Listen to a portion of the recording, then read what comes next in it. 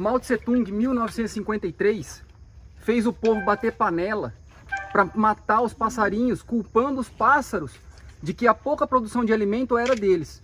Eles bateram panela até que os pássaros caíssem no chão. Isso é fato, isso é ciência política. Os pássaros caíram no chão e morreram, o pessoal matava os pássaros. No ano subsequente, o povo morreu porque padeceu com fome porque os insetos comeram toda a produção de alimento. Ou seja, hoje nós temos 27 governadores pedindo para o povo bater panela, ficar em casa, morrer de fome.